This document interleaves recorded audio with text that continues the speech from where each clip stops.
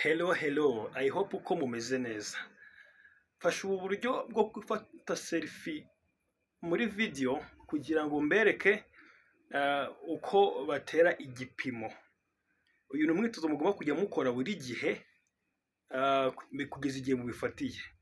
Ngiye kubereka amanota yose uko bayavuga, hanyuma mujye mubikora mu gipimo, kubera ko utangira gukora imyitozo intambwe ku ntambwe muzajya muyakenera kandi mukeneye kuyavuga neza ndetse mutera n'igipimo neza uko byagenwe.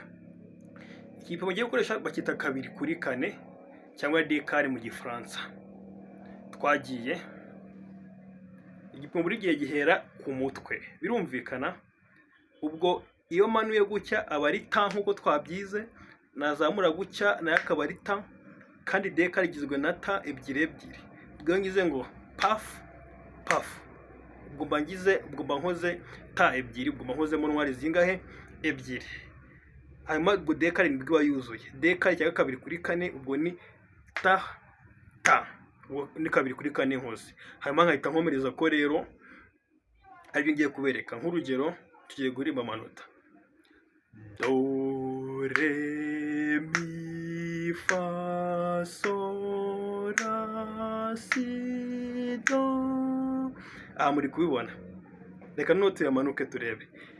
Do, si, la, so, fa, mi, re, do. Nabyo muri kubibona.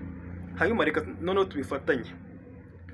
Do, re, mi, fa, sol, la, si, do, si, la, so, fa, mi, re, do.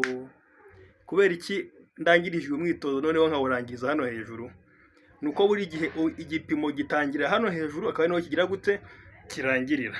Nukuvuga ngo cyagomba kurangira hano hejuru, ntabwo uzapfa kubona ikosa muri porote cyangwa se muhundwa nota ngo ubone cyarangiriye hasi. Oya, buri gihe kirangira hehe? Hano hejuru, ahangaha hejuru rwose y'umutwe. Niyo mpamvu rero hariya mise nkirangiza hehe? Hejuru.